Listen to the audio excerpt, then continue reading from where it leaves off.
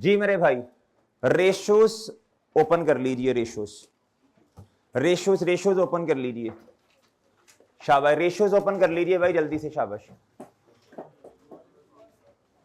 Ratios open कर लीजिए।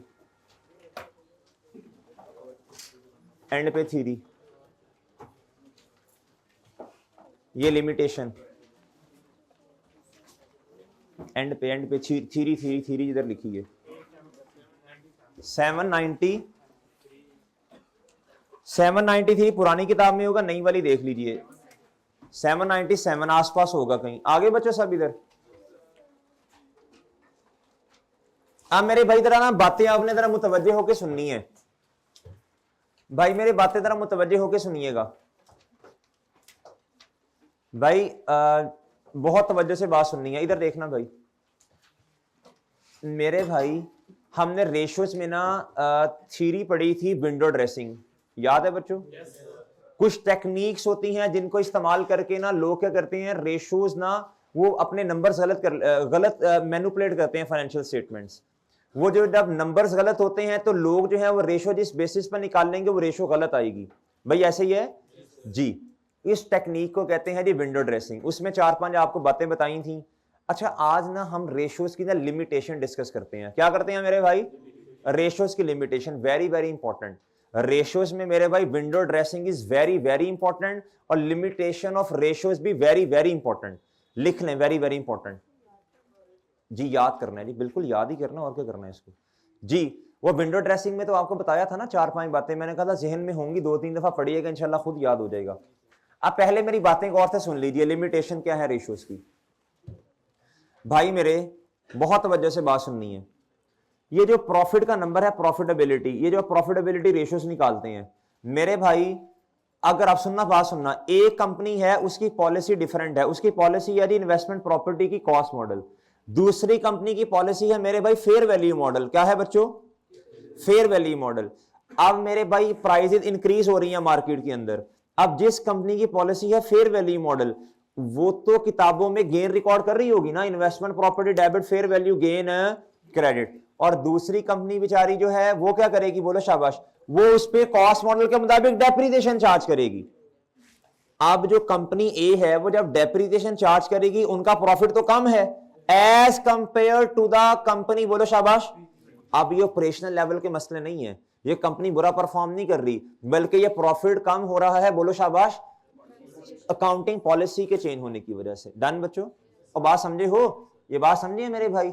इसलिए मेरे भाई, जब आपने डिसीजन मेकिंग करनी है तो इस बात को मलहूज़े खातिर रखना है कि due to change in accounting policies ratios में फर्क आ सकता है। एक पढ़ा लिखा बंदा जब किसी भी कंपनी की रेशियोज को कैलकुलेट कर रहा होगा, वो जस्ट नंबर्स पे नहीं जाएगा, वो अंग्रेजी में जो नोट्स लिखे होंगे उनको भी पढ़ेगा। किस कंपनी की, बोलो शाबाश, किस कंपनी की पॉलिसी क्या है। अब आप माशाल्लाह पढ़े लिखे लोग हैं, एक कंपनी है बच्चों, उसका प्रॉफिट है 100 रुपया, दूसरी कंपनी है जिसका प्रॉफिट है जी 120 रुपए।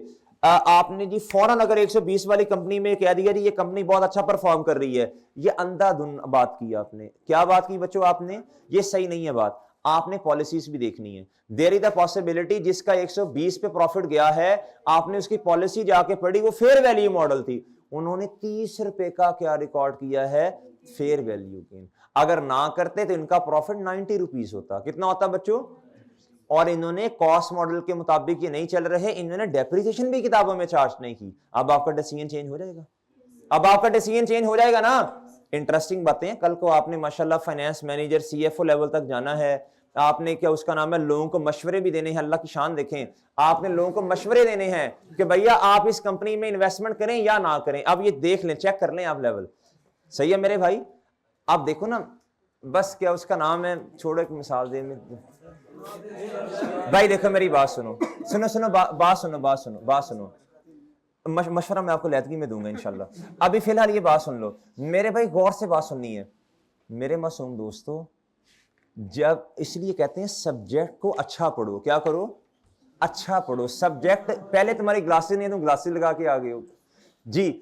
मेरे मासूम दोस्तों, जब आपने सब्जेक्ट अच्छा पढ़ा होगा ना, उसके ऊपर आपकी ग्रिप होगी। क्या होगी बच्चों? आप अच्छा मशवरा देंगे लोगों को। क्या करेंगे अरहम साहब? अच्छा मशवरा। अगर टिटो पार्टियां की होंगी, सब्जेक्ट पास कर लिया, नॉलेज ही कोई नहीं आपके पास, तो खाक लोगों को मशवरे देने हैं, खाक आपने कंसल्टेंसी सर्विसेज देनी है, आपने मशवरा दिया इस कंपनी में जी इन्वेस्टमेंट ना करें, सही है सर, क्योंकि इसका प्रॉफिट 100 रुपया है, बाद में जाके पता चला तबाह दे, वो ला जुत्ती लेनी है उन्होंने कंसल्टेंट साहब के ताड़ ताड़ ताड़। इसलिए सारी चीजों को आपने मलहूज़े खातिर रखना है जब आपने डिसीजन मेकिंग करनी है, सही है मेरे भाई, जब आपने कंसल्टेंसी सर्विसेज प्रोवाइड करनी है। डन मेरे भाई।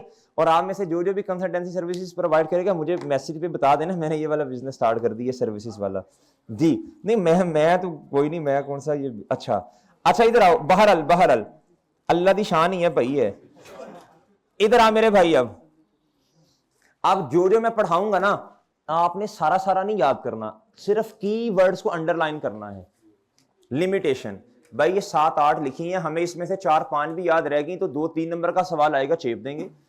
कहता है ड्यू टू, अब सुनना बात सुनना, ये लिमिटेशन है। Different companies in similar industry may have different policies for recording the same.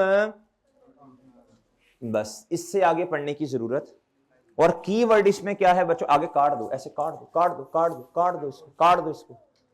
दो इसको सबको, काट दो इसको जी, काट दो इसे, ऐसे काट दो इसको। हाँ अगली वाले को, पूरी किताब नहीं भाई, जो 3-4 लाइंस हैं, जज्बाती नहीं होना, ये काट दो, ये काट दो। अब आपको पता होना चाहिए बच्चों, कीवर्ड्स याद करते हैं, कीवर्ड्स को बार बार पढ़ते हैं। Due to difference in accounting policies, बच्चों बताओ शाबाश, ये लिमिटेशन है, प्रॉफिटेबिलिटी रेशियोज पर इंपैक्ट आ जाएगा। क्या आ जाएगा बच्चों? कहता है जी different accounting policies for recording the same accounting transaction, ये लिमिटेशन है। क्या है बच्चों? बस इसको आपने याद करना है। क्या करना है बच्चों? मैं कह रहा हूं याद करना है। क्या कह रहा हूं? अगर इसकी कोई एग्जांपल आपसे पूछ ले तो आप क्या कहेंगे? बोलो। आपके पास इन्वेस्टमेंट प्रॉपर्टी की एग्जांपल है, आपके पास बच्चों IS2 में वेटेड एवरेज से FIFO वाली एग्जांपल है, आपके पास मेरे भाई वो क्या रीवैल्यूएशन मॉडल IS16 वाली एग्जांपल है। इतनी एग्जांपल है आपके पास। दूसरी बात खुद सोचो, सेम ट्रांजैक्शन, बिल्डिंग है बच्चों, क्या है? एक बंदा स्ट्रेट लाइन पर डेप्रिशिएट कर रहा है, दूसरा बंदा रिड्यूसिंग बैलेंस मेथड पे डेप्रिशिएट कर रहा है। मुझे बताओ बच्चों, जो रिड्यूसिंग बैलेंस मेथड में करेगा उसकी डेप्रिसिएशन आगे आने वाले सालों की कम होगी, वो रेट लगाएगा बुक वैल्यू पे, स्ट्रेट लाइन वाला रेट लगाएगा कॉस्ट पे। डिफरेंस आ गया। लिमिटेशन खुद बनाओ बच्चों, खुद बनाओ बच्चों। जिस चैप्टर की जितनी औकात है उससे ज्यादा उस पर मेहनत नहीं करते कभी भी। रेशियोज को जितना मुश्किल करते जाएंगे आपके काबू ही नहीं आएगा। मैं अंग्रेजियां लिखता जाऊं रेशियोज की, एक्चुअल में ये है फलां है, मेरे भाई जिस चैप्टर की जितनी औकात है उस लेवल तक उसको रखो, उस पर उतनी मेहनत करो जितना उसका लेवल है। बात समझ आई भाई? तो खुद के लिए आसानियां पैदा करो, ना कि मुश्किल। भाई बात समझ आई है? इस चैप्टर को जितना मर्जी मुश्किल करते जाएं, हर रेशियोज में मेरे भाई आपने 1000 चीजें लिखने के लिए आपको सिर्फ एक बात बताइए, आप फॉर्मूला याद हो, आपको यह पता होना चाहिए वाला बढ़ता है तो रेशो बढ़ेगी, नीचे वाला कम होता है तो रेशो। अब रीजन इंशाल्लाह आपका इतना दिमाग तो इंशाल्लाह आपको इतने करवाए हैं कि दिमाग थोड़ा सा तो चलेगा ना, हम इंशाल्लाह 70% मार्क्स आराम से ले लेंगे। डन मेरे भाई? अच्छा जी, ये बात याद होगी मेरे भाई। आगे आओ, इधर आगे आओ मेरे भाई। अब मेरी बात सुनो, अगली बात सुनो, जो पढ़ाता जा रहा हूं बस उसको जहन में रखना है। मेरे मासूम दोस्तों इधर देखना, रेशो आज खड़े होकर आप कैलकुलेट कर रहे हैं on the basis of historical data, on the basis of past data, लेकिन डिसीजन मेकिंग फ्यूचर की है। लेकिन आपने फ्यूचर का इंपैक्ट तो इसमें लिया ही नहीं है, ना आपने इसमें इन्फ्लेशन लिया, ना आपने मेरे भाई इकोनॉमी का चेंज इसमें लिया। और भाई बात समझे हो? तो ये एक बहुत बड़ी लिमिटेशन है। क्या है बच्चों? जब आपने रेशियोज कंप्यूट करनी है तो पढ़ा लिखा बंदा इन्फ्लेशन का इंपैक्ट लेगा। आगे एक बंदा जी, आज आपकी रेशो कम आ रही है, कंपनी ए की रेशो कम है प्रॉफिटेबिलिटी, कंपनी बी की ज्यादा है, लेकिन भाई आपको पता चला कंपनी ए ने 5-6 किस्म के हैवी किस्म के कॉन्ट्रैक्ट्स किए हैं जिधर से प्रॉफिट बहुत ज्यादा आना है। आपने तो फ्यूचर की बात को इसके अंदर काउंट फॉर ही नहीं किया, आप तो गलत नतीजे पे पहुंचोगे। भाई बात समझ आई है? थोड़ा थोड़ा दिमाग खुल रहा है बच्चों? आए इधर। कहता all the information used in ratio analysis is derived from actual historical cost, actual historical results. Highlight कर लो बच्चों, हाईलाइट करो बच्चों, highlight highlight highlight highlight highlight करो, हाईलाइट करो, हाईलाइट करो भाई। अल्लाह के नाम पे हाईलाइटर दें भाई को, कहो कहो अल्लाह के नाम पे हाईलाइटर, पकड़ो पकड़ो, हाईलाइट करो, हाईलाइट जी। साथ वाले को कहो अल्लाह के नाम पे तुम्हें हाईलाइटर दिया, 1000 दफा कहे हाईलाइटर लेके आओ साथ जी। जी दें भाई को जी, अल्लाह के नाम पे दिया जी। इधर जी इधर, चलो बच्चे चलो, तुम ही चाहनो दे को ले आए। अच्छा इधर जी इधर, अब मेरी बात सुनो, अब खुद खुद लिखो, खुद लिखो। इसके अंदर फ्यूचर का इंपैक्ट इनकॉर्पोरेट नहीं है। कहता this does not mean that the same result will carry forward into the, बस आगे काट दो, आगे काट दो, आगे काट दो। इस लाइन को भी याद करने की जरूरत नहीं है। चांद लफ्ज कौन से याद रखने हैं, ये हाईलाइटेड वाले, ये हाईलाइटेड वाले रिजल्ट, क्या बच्चों, हाईलाइटेड वाले, सही है भाई। कहता एक्चुअल हिस्टोरिकल रिजल्ट, ओके भाई। कहता which do not incorporate the future impact, बस बात खत्म। इतनी अंग्रेजी आपने लिख ली तो अब तो तबीयत भी खराब हो जाएगी आपकी, इतनी अंग्रेजी।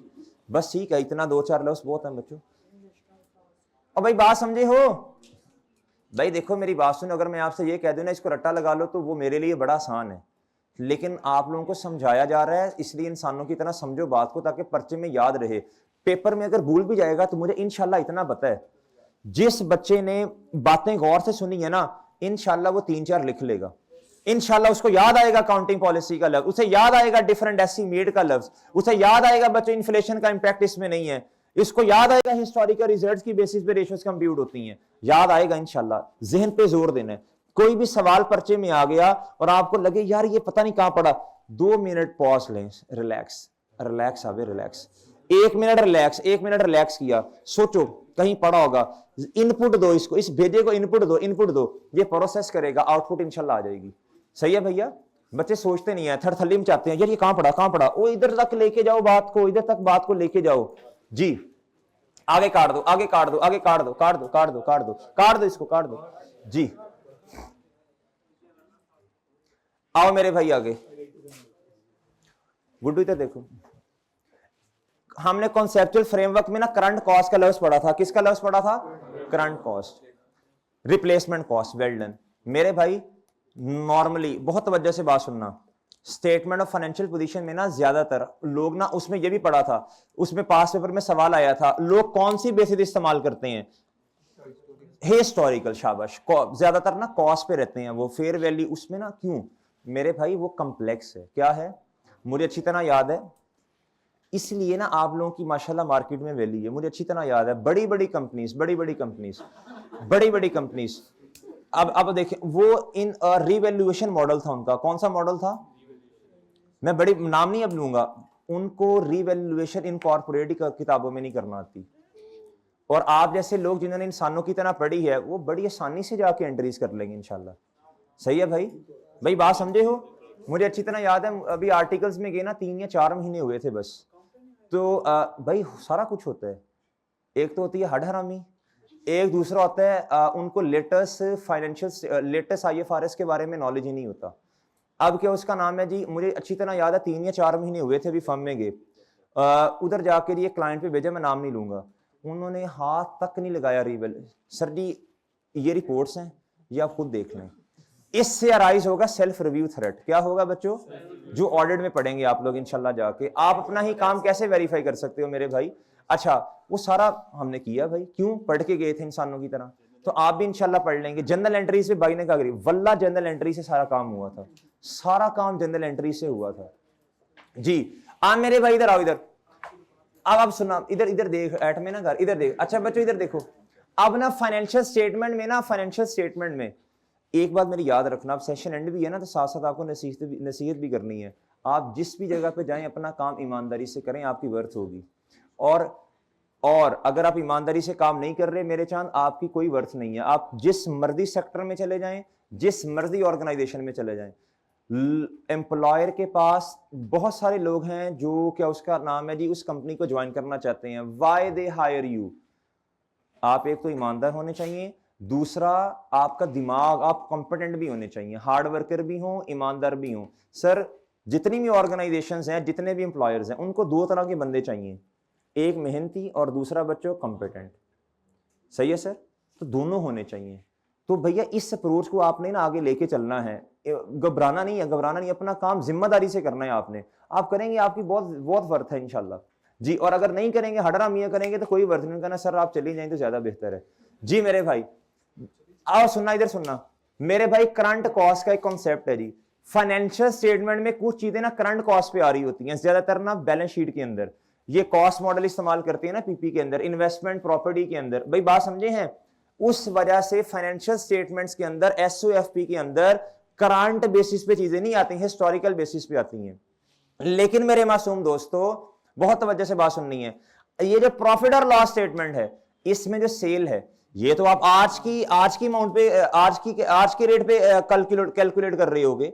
आज की बेसिस पर जो रेट चल रहा है, करंट बेसिस पर उस चीज को उस रेट पर बेच रहे होगे। ऐसा है ना मेरे भाई? वो बात समझ रही है? तो ये दोनों में कन्फ्लिक्ट आएगा। क्या आएगा भैया? फाइनेंशियल स्टेटमेंट में आप हिस्टोरिकल बेसिस पे हैं, और सॉरी फाइनेंशियल पोजीशन में, और प्रॉफिट और लॉस में कुछ चीजें जो आपकी आ रही हैं वो किस बेसिस पर है मेरे भाई? आप लाइक विद लाइक नहीं चल रहे। ओके मेरे भाई? भाई बात समझ रहे हो? एक ही चीज को घुमाई जा रहे बार बार। कहता the information on the income statement is stated in, इधर लिखो normally, is normally stated in, is normally stated in, is normally stated in current cost. और आगे उसने लिखा भी है खैर, और क्लोज टू इट, और इसके करीब करीब। कहता जी वेयर एज मेनी एलिमेंट्स, अच्छा सारे नहीं कह रहा, many elements of the statement of financial position are stated at. Okay भाई? और बात समझे हो किस तरह? पेएबल तो पुरानी अमाउंट पे पड़ा होगा, रिसीवेबल तो पुरानी अमाउंट पे पड़ा होगा। आपका जो इन्वेस्ट, समझ आ रही है बातें आपको? इन्वेस्टमेंट प्रॉपर्टी तो भैया आपने कॉस्ट मॉडल पे मिसाल के तौर पे रखी। PP property plan and equipment तो आपने कॉस्ट मॉडल के ऊपर रखा हुआ है। इन्वेंट्री को जो आप किताबों में क्लोजिंग स्टॉक को दिखा रहे हैं, ये तो मेरे भाई आप एवको के ऊपर दिखा रहे हैं, वेटेड एवरेज के ऊपर। आप फाइफो पे लेके नहीं जा रहे। और भाई बात समझे हो? अब आपको ना 3-4 बातें समझ आ गई हैं। एक मेरे भाई लिमिटेशन है अकाउंटिंग पॉलिसी की, किसकी मेरे भाई? उस वजह से नंबर्स चेंज हो सकते हैं। एक है मेरे भाई एस्टीमेट की वजह से। क्यों एस्टीमेट का चेंज? डेप्रिसिएशन का मेथड चेंज है, डेप्रिसिएशन का रेट चेंज है, बच्चों फॉर्मूला चेंज है। दूसरा मेरे भाई बैड एंड डाउटफुल डेट जो है, वो डाउटफुल डेट की प्रोविजन चेंज है। ओके मेरे भाई? आती है बात समझ? दूसरा करंट कॉस्ट वाली बात, ये याद रहेगी भैया। एक और बात भी आपको बताई, हिस्टोरिकल कॉस्ट। क्या बच्चों? और अगली बात कहता इफ इन्फ्लेशन का रेट, आपने कहता इन्फ्लेशन जो है वो किताबों में इनकॉर्पोरेट ही नहीं किया। कहता if rate of inflation has change in any of the period. एक है इन्फ्लेशन को इनकॉर्पोरेट ना करना, एक है इन्फ्लेशन को इनकॉर्पोरेट करना। लेकिन इस साल हमने किया 5%, अगले साल इन्फ्लेशन 15% पे चला गया, 10% पे चला गया, 2% पे आ गया। कहता तो नंबर चेंज हो जाएंगे भैया। और सही है ना? डिसीजन मेकिंग आप कर रहे हैं बच्चों, आज आप रेशो से निकाल रहे हैं आज, लेकिन फ्यूचर का इंपैक्ट उसमें सही वाला नहीं आ रहा। If the rate of inflation has change in any of the period under review, this can mean the number are not comparable across. Okay, example देनी हुई तो दे दीजिएगा, एग्जाम्पल जरूरी नहीं है, वैसे ही समझा रहा हूं। आप लिखिएगा जी इस साल 10% है, अगले साल 20% हो गया, नंबर चेंज हो गया, कंपेरेबल नहीं है। ओके मेरे भाई? बातें बताओ कितनी होगी लिमिटेशन? अकाउंटिंग पॉलिसी की वजह से बच्चों कंपेरेबल नहीं है रेशो, एस्टीमेट की वजह से कंपेरेबल नहीं है, इन्फ्लेशन का इंपैक्ट लिया ही नहीं है। और दूसरी बात, अगर इन्फ्लेशन का इंपैक्ट लिया वो चेंज है, डिफरेंट है। और बच्चों हिस्टोरिकल बेसिस पे चीजें आ रही हैं फाइनेंशियल स्टेटमेंट में। और करंट कॉस्ट मेरे भाई, क्या बच्चों? Current cost. क्या मेरे भाई? Current cost. अब करंट कॉस्ट फाइनेंशियल पोजीशन में नॉर्मली चीजें हिस्टोरिकल बेसिस पे आ रही हैं, और प्रॉफिट और लॉस में, बोलो शाबाश जी, उसमें आ रही है करंट कॉस्ट की बेसिस पे। डन मेरे भाई?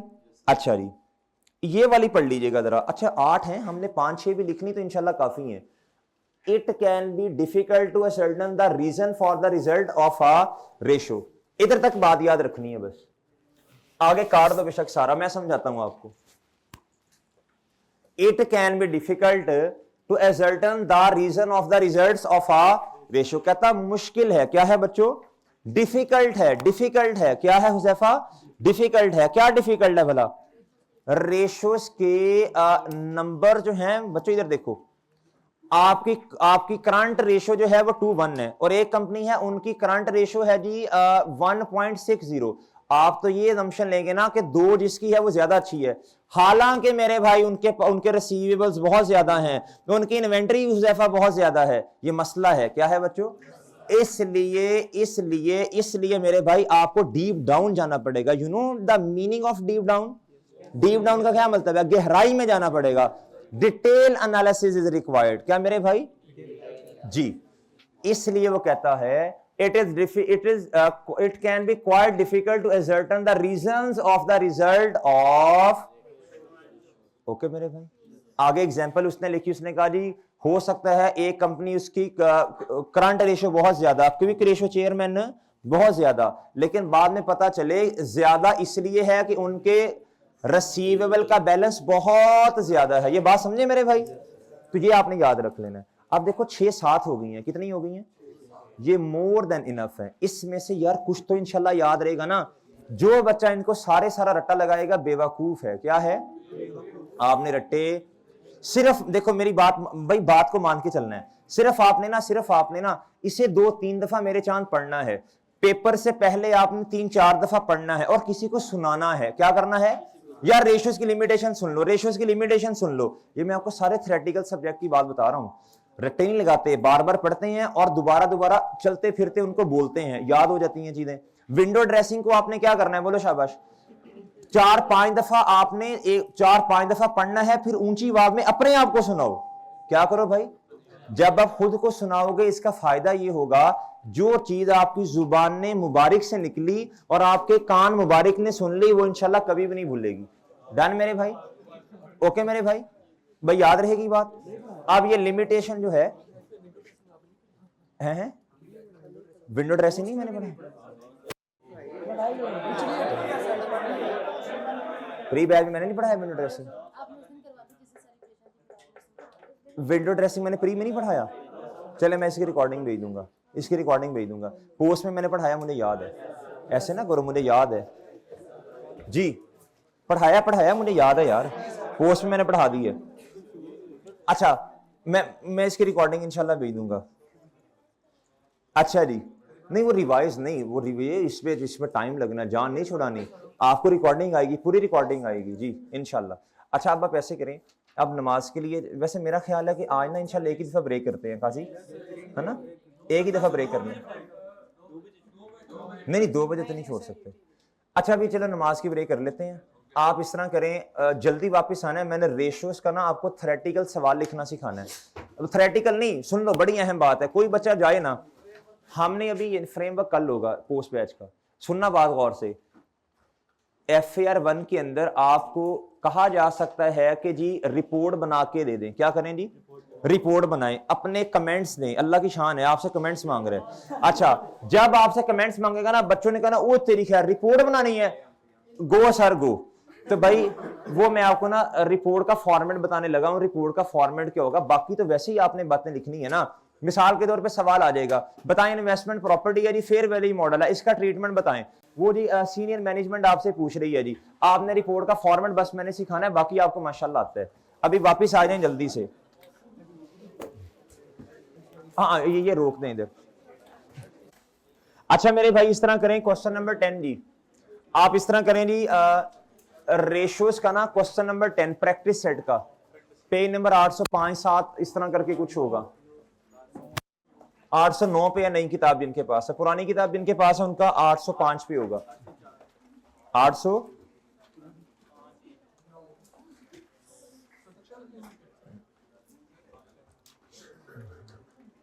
जी कहता ड्राफ्ट और report to the board of directors. आपने क्या करना है जी? रिपोर्ट ड्राफ्ट करनी है, बोर्ड ऑफ डायरेक्टर्स को देनी है जी report, on behalf of CFO, on behalf of analysing the financial performance of Waris limited by evaluating each category of ratios, each category of ratio। अब ना सुनना तवज्जो से बात सुनना। In comparison with the industry, कहता do not write your name और any identification in the report. आपको कभी भी रिपोर्ट का सवाल आ गया, अच्छा रिपोर्ट के क्वेश्चन में ना आपने लिखना है, FAR 1 की बातें ही है, लेकिन आपको रिपोर्ट का फॉर्मेट पता होना चाहिए। क्या पता होना चाहिए बच्चों? अच्छा आप सुनिएगा बात, अब इधर सुनना बच्चों, बात सुनना। अब जो उसने लफ्ज लिखा है ना, ईच कैटेगरी ऑफ रेशियोज, ये प्रॉफिटेबिलिटी वाली रेशियोज हैं, देख लें आप लोग, ये ऊपर प्रॉफिटेबिलिटी वाली रेशियोज है ना, आपने इसका कंपैरिजन इंडस्ट्री के साथ करना है। आपने इसका कंपैरिजन मेरे चांद किससे करना है, इंडस्ट्री। कहता है ये है वर्किंग कैपिटल की रेशियो, ये क्या है बच्चों, और ये क्या है गेयरिंग रेशियो, ये क्या है बच्चों, कितनी कैटेगरीज बनी, बोलो शाबाश। देखो मेरी बात सुनो, उसने आपसे क्वेश्चन में ये कहा है कि भाई हर कैटेगरी, 3 कैटेगरीज हैं। कहता आपने क्या करना है, एवेल्युएट करना है ईच कैटेगरी ऑफ रेशियो, यानी आपने ना कैटेगरीज, 3 कैटेगरीज में जवाब देना है। पहले हेडिंग देंगे प्रॉफिटेबिलिटी की, फिर मेरे चांद हेडिंग देंगे वर्किंग कैपिटल रेशियो, फिर आप हेडिंग क्या देंगे बच्चों, और कंपैरिजन मेरे चांद किसके साथ है, इंडस्ट्री के साथ। किसके साथ बच्चों, इंडस्ट्री के साथ। अब इधर गौर से सुनना भाई, गौर से, ये वारिस लिमिटेड, ये क्या है बच्चों, और ये इंडस्ट्री। अब उन्होंने क्या किया, इंडस्ट्री की 3 किस्म की रेशियोज दी हैं। शहरी यार इधर देखो बेटा, इधर देखो, 3 तरह की रेशियोज दी हैं इंडस्ट्री। उन्होंने कहा जी मैक्सिमम ये हो सकती है, लो ये हो सकती है, एवरेज ये है। ओके, अब जब भी इस तरह का सवाल आएगा, आपकी जो रेशियो आएगी ना, आपने देखना है वो किसके करीब करीब है, किसके क्या है बच्चों, उसके पॉइंट ऑफ व्यू से आपने जवाब देना है। डन मेरे भाई, ये बात समझ रहे हैं आप लोग। अच्छा अब सुनना मेरी बात, अब रिपोर्ट का फॉर्मेट सुन लें। पूरी FAR 1 में बच्चों रिपोर्ट का फॉर्मेट लिखनी, FAR 1 की बातें हैं, रिपोर्ट आ गई, आपसे उसने सजेशंस मांगी है, कमेंट्स मांगे हैं ना, रिपोर्ट का फॉर्मेट मेरे भाई 2 का मतलब क्या होता है, बोलो शाबाश, जिसको रिपोर्ट दी जा रही हो। किन को रिपोर्ट देनी है आपने, बोर्ड ऑफ डायरेक्टर्स। मुखातिब किनको कर रहे हैं, ऑफ डायरेक्टर्स को। किनको मुखातिब किया जा रहा है, बोर्ड ऑफ डायरेक्टर्स को। किनको मेरे भाई,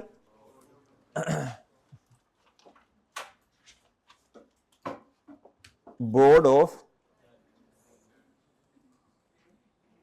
ओके मेरे भाई। अब आगे आपने लिखना है रिपोर्ट कौन दे रहा है, सही है सर, वो CFO, इधर उन्होंने लिखा हुआ है ना, chief financial officer on behalf of, सही है बच्चों, कुछ कोई भी नाम हो सकता है। जो क्वेश्चन में नाम लिखा हो आपने लिखना है जी फ्रॉम, किसकी तरफ से रिपोर्ट जा रही है, फ्रॉम चीफ फाइनेंशियल, पूरा लिखना है, ऑफिसर। डन मेरे भाई, 2 बातें लिखनी है आपने, सही है। तीसरी बात मेरे भाई आपने लिखनी होती है जी तारीख। क्या बच्चों, तारीख। क्या बच्चों, तारीख। इस तरह रेफरेंस में लिखना है, आगे बेशक आप लिखें ना लिखें एक अलग बात है, आप इस तरह भी कर सकते हैं ऐसे। डन, कि भाई बस ठीक है तारीख, ये नहीं लिखना जी कि मेरा नाम फलां है, इस तारीख को बना, इस तारीख को नहीं, बस अगर तारीख नहीं इस तरह कर दें, ये बेहतर है। क्या है बच्चों, ये बेहतर है। ये क्या है बच्चों, ये बेहतर बात है। ओके भाई, ये बात समझ आती है सर। ले सर, 3 बातें आ गई हैं। कितनी बातें, 2 का मतलब है बोर्ड ऑफ डायरेक्टर्स, ये फॉर्मेट आपने चेंज नहीं करना। उसके बाद बच्चों फ्रॉम, किसकी तरफ से रिपोर्ट दी जा रही है, रिप्रेजेंट की जा रही है। ओके मेरे भाई। डेढ़ का मतलब क्या है, बोलो शाबाश, बोलो शाबाश। डेढ़ का मतलब क्या है बच्चों, जो मैंने आपको ये सिखाया कि डेढ़ के आगे ये लिख दीजिएगा, ठीक है, सही है ना। अच्छा ये बेटा, ये मैंने ये समझाने की कोशिश की है कि ना बस आपने ना निशानी नहीं कोई भी देनी एग्जामिनर को, सही है जी, कि मेरा नाम फलां है, मैं फलां का बेटा हूं, इतने बजे मैं, सॉरी मतलब ये बस। ओके बच्चों, आगे 3 बातें होगी। कितनी मेरे भाई, 1 2, चौथी बात मेरे भाई आपने लिखना है सब्जेक्ट। क्या लिखना है, सब्जेक्ट। हेलो और चौधरी कहता है FAR 1, और बेवकूफ किस लिए रिपोर्ट बन रही है, FAR 1 पागल। आपने लिखना है जी सब्जेक्ट, किस मकसद क्या है रिपोर्ट का। अब इधर आओ, वो मकसद सवाल में लिखा होगा, एवेल्युएशन एनालाइजिंग द फाइनेंशियल, ले जी सवाल में से ही ढूंढ लेना है, analysing analysis of performance of Waris limited, financial performance of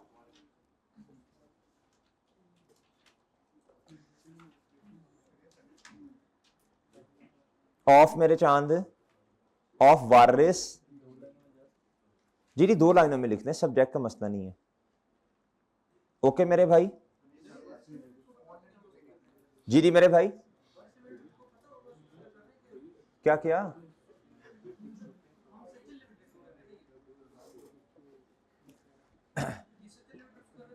वो मैं बताता हूँ वारिस कौन है, मैं बताता हूँ वारिस का, मैं बताता हूँ कौन था जी, मैं बताता हूँ वारिस क्या है, स्टोरी मैं सुनाता हूँ। मैंने पहले रिपोर्ट का फॉर्मेट सीख मेरा चांद, लिख लिया बच्चों? ओके मेरे भाई, टू किसको रिपोर्ट रिप्रेजेंट की जा रही है, फ्रॉम किस की तरफ से, तारीख के आगे ये और आगे ये सब्जेक्ट आ गया जी। FAR 1 नहीं लिखना, इधर लिखना जी जो उन्होंने सवाल में आप analysis of financial performance of Waris limited. Okay मेरे भाई, असल में मैं आपको बता देता हूं, ये ना सवाल जो है अभी पढ़ भी लेंगे। कंपनी का नाम है जी सचिल लिमिटेड, ऐसे ही है जी मेरे भाई। ये कंपनी ना एक्वायर करना चाह रही है किसको, इसमें इन्वेस्टमेंट करना चाह रही है इस कंपनी के अंदर। अब ना इसलिए ना फाइनेंशियल जो CFO है उससे रिपोर्ट मांगी बोर्ड ऑफ डायरेक्टर्स ने। Board of directors are those personals ने क्या करनी होती है बच्चों, डिसीजन मेकिंग, कि इन्वेस्टमेंट करें ना करें। अब CFO वो बंदा होता है जी जिसके पास कंपनी, जिसको ये समझा जाता है ये चीफ फाइनेंशियल ऑफिसर, जिसके पास फाइनेंस का सबसे ज्यादा नॉलेज है, ये वो बंदा होता है जी। अच्छा मेरे मासूम दोस्तों, अब जो है इस बंदे ने रिपोर्ट देनी है, अब इसकी डिसीजन मेकिंग की बेस पे उन्होंने इसकी जो वैल्यूएशन है उस बेस पे बोर्ड ऑफ डायरेक्टर्स ने डिसीजन करना है। डन मेरे भाई, ले जी। अब इधर कहता जी SL is planning to acquire 100% share holding in Waris limited before submission of financial performance SL sorry proposal. इसका मतलब ये होता है जी हम आपकी कंपनी को एक्वायर करना चाहते हैं, इतने पैसे देने को हम तैयार हैं। सही है मेरे भाई। कहता ये कहने से पहले, अभी आप इंशाल्लाह पढ़ेंगे ना, अभी आपने जाना है जी, आपने MFA का सब्जेक्ट पढ़ना है, फिर उसके बाद आपने BFD, बड़ा मजेदार सब्जेक्ट है MFA, अच्छी तरह पढ़िएगा MFA आप, बहुत अच्छा सब्जेक्ट है। क्या है? बहुत अच्छा, आपने इसे अच्छी तरह पढ़ना है, इससे BF सारे अच्छे पढ़ने हैं, इस पे ग्रिप भी करनी है, बहुत इंटरेस्टिंग सब्जेक्ट है भैया। इसमें ना प्रपोजल्स होते हैं, क्या आगे BFD में भी आप इंशाल्लाह जाएंगे भैया, प्रपोजल होता है जी। इसके लिए ना आपने ऐसे नहीं कि भाई मुझे ये कंपनी बहुत अच्छी लग रही है इसके लिए इतने पैसे, नहीं, आपने ड्यू डिलीजेंस करवानी होती है। क्या करवानी होती है? आपने देखना होता है जी इसके एसेट्स इतने हैं, लायबिलिटीज इतनी है, मार्केट में फेयर वैल्यू इतनी है, शेयर इतने का ट्रेड हो रहा है, भाई बात समझ रहे हो जी। वो ये कहना चाह रहा है, कहता प्रपोजल देने से पहले carrying out an analysis of WL's financial and operating performance. बहुत अच्छी बात, बहुत बढ़िया बात, बिल्कुल करना चाहिए ये। The CFO of CL has gathered, उसने इकट्ठी की the following information which is based on the financial statements for the year ended 31st December 2008। Okay मेरे भाई सर, अब मैं पहले ही बता चुका हूं, जो बच्चे लेट आए हैं उनको दोबारा सुन लें मेरे भाई। आपने जो जवाब देना ना, कहता evaluating each category of ratio, ये मैं बता चुका हूं बच्चों को भैया। 3 कैटेगरीज हैं, कितनी है? प्रॉफिटेबिलिटी, वर्किंग कैपिटल और मेरे भाई गियरिंग रेशियो। ओके भैया। अच्छा अब उसने क्या किया, ये रेशो WL की है, वारिस की, और मेरे भाई ये 3 क्या है? इंडस्ट्री की। ये हाई है मैक्सिमम, ये लो मिनिमम, और ये एवरेज। अब हमारा जवाब जिसके करीब करीब होगा हमने वैसे वैसे बातें कर देनी है। डन। अब इधर आओ भाई, बहुत तवज्जो से बात सुननी है, आपने हेडिंग देनी है, सोल्यूशन पे चले जाओ।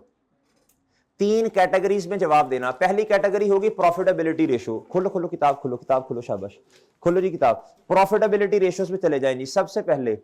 जवाब में जाओ, जवाब में क्वेश्चन नंबर 10 है, प्रैक्टिस सेट का 809 पे है, पुरानी किताब है तो 805 पे होगा। जवाब किधर है जी? 800 830 20। अच्छा जी, प्रॉफिटेबिलिटी रेशियो की हेडिंग दे दी बच्चों। अब आप इधर आए, तवज्जो से बात सुननी है मेरे भाई। इधर देखो, इंडस्ट्री की रेशियो है 30 हाई, लो है 20, लो है बच्चों क्या? 20, और मेरे भाई एवरेज कितनी है? 25। चेयरमैन इधर देख भाई, और लो एवरेज कितनी है? 25 भैया।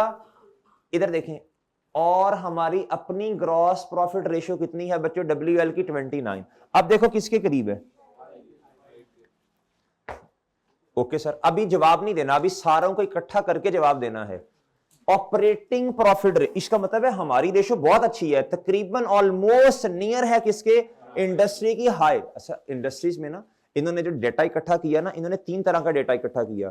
कुछ कंपनीज जो सबसे एंड पे हैं उनकी ये है बेहतरीन जो परफॉर्म कर रही है उनकी ये है और एवरेज ये है। डन मेरे भाई। नॉर्मली हमें सवाल में जब डेटा दिया होता है ना इंडस्ट्री रेशो, वो एवरेज की बेसिस पे दिया होता है। किस बेसिस पे चांद? ले मेरे भाई।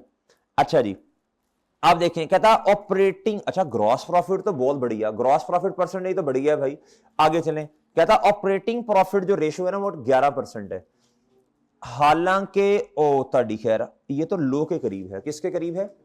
अब हमने कुछ चीजें याद नहीं करनी। अब आप मुझे खुद माशाल्लाह बताओ, आप मुझे उम्मीद है आप सही जवाब दोगे। बताओ क्या मसला क्या है यार, ग्रॉस प्रॉफिट रेशो इतनी ज्यादा है और ऑपरेटिंग वेल डन, छा छू गए हैं माशाल्लाह मेरे भाई। आपने कहना है कंट्रोल ही नहीं है हमारा ऑपरेटिंग एक्सपेंस पे, हमारा कंट्रोल नहीं है। हमने अब लिंक करना है मेरे चांद, इधर देखो, लिंक करना है। टुट्टी पज्जी अंग्रेजी लिखो, अंग्रेजी के नंबर नहीं काटेगा। लिखो, किसी ना लिखो, कुछ लिखो।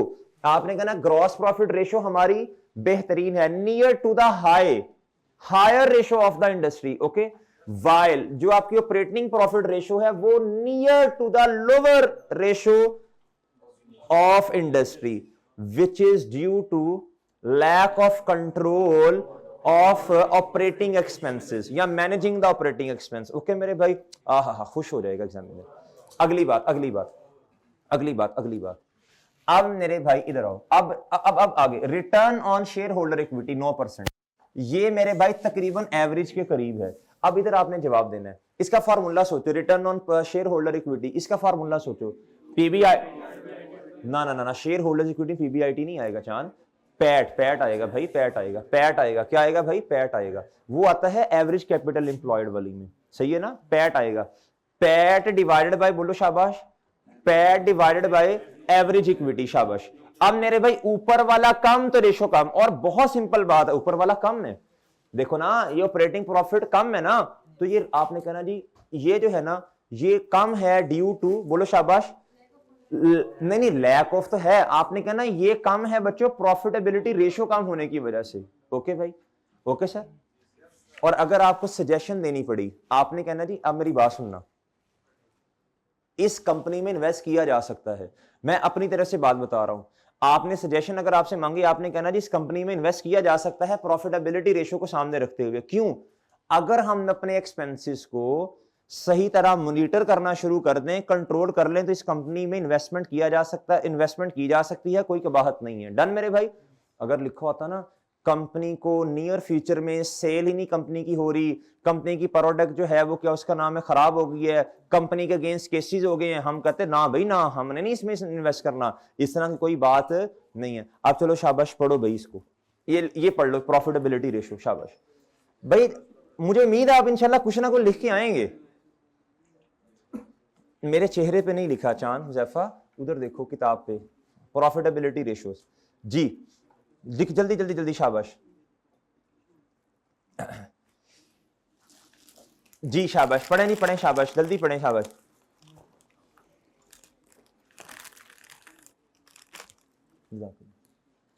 जी जल्दी पढ़ो भी, जल्दी पढ़ो शाबाश। तकरीबन वही बातें हैं भाई, ऐसा ही है ना? डन मेरे भाई, देख लो। ओके बच्चों, रिपोर्ट का फॉर्मेट समझ आया? लिखना तो आपको माशाल्लाह पहले भी आता था, लेकिन अब चेंज क्या हुआ? कहता ईच कैटेगरी, हर कैटेगरी को लहदा लिखो, ऐसी है भैया सर। अब आप आए वर्किंग कैपिटल रेशियोज पे, किधर आना है मेरे भाई? Current ratio, inventory turnover days, और मेरे भाई रिसीवेबल कलेक्शन। ओके भैया, अच्छा अब इधर देखें, मुतवज्जे हो जरा, ये रेशो किसके करीब है? एवरेज के। किसके मेरे भाई?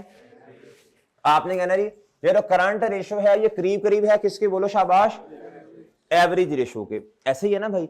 अच्छा अब आगे हैं, ये 83 डेज किसके करीब है? 81। ये लो है। आपने कहना जी बहुत अच्छी बात, आपने तारीफ करनी है। आपने कहना जी इसका मतलब ये है हमारा जो इन्वेंट्री है ना, जो स्टॉक है, वो हम उतने दिन रख रहे हैं, हमारा लो है। क्या है बच्चों? होल्डिंग पीरियड हमारा क्या है बच्चों? लो है, which is approximately near to the lowest of in industry. Okay मेरे भाई, अच्छा आपने कहना जी इसका मतलब है हम स्टॉक उतना ही रख रहे हैं जितना जरूरी है। ओके जी, ये तारीफ करने वाली बात है। आगे मेरे भाई रिसीवेबल कलेक्शन पीरियड ये तबादे, ये तबादे मेरे भाई ये क्या है बच्चों, आपने इधर फिर कहना है, आपने कहना जी हमारा जो रिसीवेबल के डेज है ना ये भैया ये हाईएस्ट के नजदीक हैं, किधर है बच्चों? ओके सर, अब इधर आपने मशवरा दे देना मुफ्त का, इधर आपने कहना जी हमारी जो है करंट रेशो मजीद बेहतर हो सकती है, क्या हो सकती है जी? अच्छा आपने पहले मशवरा भी देना है, तो आपने कहना जी सॉरी हमारा रिसीवेबल के नंबर ऑफ डेज बेहतर हो सकते हैं, बताएं 2-3 बातें बताएं कैसे? Well done. आपने कहना जी अर्ली सेटलमेंट डिस्काउंट दें, क्या नहीं बच्चों? अर्ली सेटलमेंट डिस्काउंट दें, क्या दें बच्चों? Early settlement discount. दूसरा निगोशिएशन करें बच्चों डेटर्स के साथ कि जल्दी पेमेंट दें। दूसरा आपने कहना जी ऐसे लोग जो पैसे नहीं देते उनके साथ ट्रांजैक्शन ही ना करें, और सही है जो पास में जो डिफॉल्टी हैं बच्चों उनके साथ ट्रांजैक्शन ही ना करें। डन बच्चों? अब भाई बात समझ रही हो, ये लिख देंगे इंशाल्लाह 2-3 ट्रांजैक्शन। और आप कहें जी क्रेडिट कंट्रोल डिपार्टमेंट जो है ना उससे भी एक्टिव करें, क्या करें बच्चों के नंबर ऑफ डेज आपके कम होने चाहिए। आपका जो कलेक्शन वाला डिपार्टमेंट है सही है बच्चों, उसे चाहिए कि जल्दी रिकवरी करने की कोशिश करें। हमने ये पढ़ा था ना जी रिकवरी जल्दी होनी चाहिए, सही है जी, इस तरह की निगोशिएशन करें। अब पढ़ो शाबाश, इसको पढ़ लो शाबाश, जल्दी करो। हमारा जवाब 100% मैच हमने करना ही नहीं है भाई। अंग्रेजियों को देखो, मेरी बात सुनो, जो जवाब हमने इधर किताब में लिखे हैं या जो आई कैप के हैं भाई बड़ा समझ के लिखे हैं, उस पर टाइम लगा है। क्या है, अब पेपर में तो इतना टाइम नहीं होगा ना, तो आपने मोटी मोटी बातें कर देनी है बस। जी मेरे चांद, ओके ओके है चांद सर। अब आ जाए मेरे भाई गियरिंग रेशो पे, इधर आओ जी। अब ये 55 का मतलब क्या है, ये जो पहले आता है ये क्या होता है भाई? ये डेट, और ये क्या है? इक्विटी। हम जो वारिस लिमिटेड है इसका डेट है 55%, इक्विटी कितनी है? या किसके करीब है भाई? एवरेज और हाई के दरमियान दरमियानी लग रही है भाई। अच्छा इसमें आपने कहना जी डेट इक्विटी रेशो में हमारी कंपनी जो ज्यादा कहां से मैनेज किया जा रहा है? डेट से, इक्विटी कम है, ऐसे ही है भाई। और दूसरा इंटरेस्ट कवर देखो बच्चों 1.3 टाइम्स, यार ये तो तबाह दे है भाई, ये तबाह दे है। इंटरेस्ट कवर रेशो का मुझे मतलब बताएं पहले फॉर्मूला बताओ, PBIT divided by financial charges या इंटरेस्ट एक्सपेंस। इसका मतलब ये होता है प्रॉफिट 1.3 टाइम्स ज्यादा है इंटरेस्ट एक्सपेंस से। आपने कहना ये बहुत बड़ा रिस्क है, क्या है बच्चों? देयर इज अ पॉसिबिलिटी का हमारी कंपनी जो है इतने पैसे भी ना, इतना प्रॉफिट भी ना हो कि हम इंटरेस्ट भी पे ना कर सकें। और एक बात याद रखना, जब आप बैंक को इंटरेस्ट पे नहीं करते ना तो आपकी कंपनी डिफॉल्ट कर लेती है। क्या कर लेती है बच्चों? डिफॉल्ट हो जाता है। क्या हो जाता है बच्चों? और सही है भाई, क्यों? आपको ये जो लोन होता है ना, लोन अगर आपने बैंक का लोन बैंक का इंटरेस्ट पे नहीं किया, आपका लॉन्ग टर्म लोन फौरन वो कहते हैं अभी दे दो अभी दे दो अभी दे दो, आपका लॉन्ग टर्म लोन फौरन करंट लायबिलिटी के अंदर कन्वर्ट हो जाता है। क्या हो जाता है बच्चों? याद रखना, जब आप ना बैंक के साथ जो आपकी डीलिंग होती है आप वो उस पर पूरा नहीं उतरते, आपने निगोशिएशन की, बैंक ने कहा अच्छा यार मैं तुम्हें थोड़ा सा रिलैक्स करता हूं, अगर बैंक ने कहा नहीं भाई अभी फौरन अगर आपके एग्रीमेंट जो है बच्चों वो जो कॉन्ट्रैक्ट में बातें लिखी थी आपने वायलेट कर दी, अब क्या होगा भैया? आपकी नॉन करंट लायबिलिटी इमीडिएटली क्या बन जाएगी मेरे दोस्तों? Current liability. बैंक का अभी बैंक रिकॉल कर लेगा अपना नॉन करंट लोन। ओके मेरे भाई, ये बात समझ आएंगे भैया? अब आपने कहना जी ये बहुत बड़ा रिस्क है, क्या है बच्चों? आपने कहना जी कंपनी जो है इसका इंटरेस्ट ज्यादा है, इन्होंने ज्यादा डेट लिया हुआ है और प्रॉफिट कंपनी का कम है। क्या है बच्चों? मशवरा क्या देंगे इधर आप कहेंगे, अगर देना पड़ा मशवरा आप कहेंगे अगर कंपनी के पास कैश पड़ा है तो लोन क्या कर दें? रीपे करें। क्या करें बच्चों? ऐसे ही है।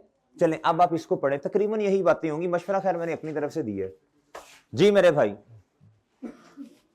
ये खदशे की बात है, ये कोई इतनी अच्छी बात नहीं है। ये इतनी 1.3 टाइम्स, 1.3 टाइम्स का मतलब क्या होता है जी? नहीं, मतलब क्या है? ऊपर वाला 1.3 टाइम्स ज्यादा है किससे? पीबीआईटी ज्यादा है किससे? इंटरेस्ट एक्सपेंस से। वो ऐसी है भाई, पढ़ लो शाबाश, तकरीबन वही बातें हैं। ओके सर, कुछ ना कुछ इंशाल्लाह लिख लेंगे ना।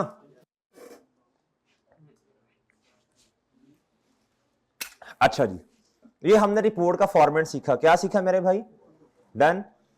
और उसने इधर ना आपको मना भी किया, कहता do not write your name और एनी आइडेंटिफिकेशन इन द, बस खत्म बात, बस खत्म। योर्स ट्रूली सिंसियर, इस तरह की बातें बोंगियां नहीं मारनी, बस खत्म। बचपन में मारते थे, बस खत्म। ये बस रिपोर्ट का फॉर्मेट यार। ये इसको ना बच्चों आपने लिखा नहीं है अपने पास, नोट कर लिया? ये याद रखना, इस तरह की बातें आ सकती हैं।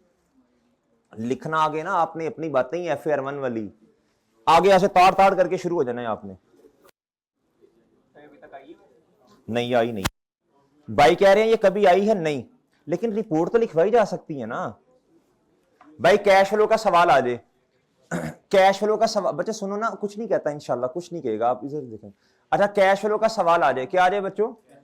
और आपसे कहे जी कि आपने रिपोर्ट देनी है बोर्ड ऑफ डायरेक्टर्स को, तो ये फॉर्मेट बन जाएगा, आगे वही आपके कमेंट्स आ जाएंगे। डन मेरे भाई। प्रॉफिटेबिलिटी रेशियोज एज, उसके बाद हेडिंग क्या आ जानी है बच्चों? ये मैं इतना शॉर्ट फॉर्म में लिख रहा हूं। और तीसरी क्या आ जानी है बच्चों?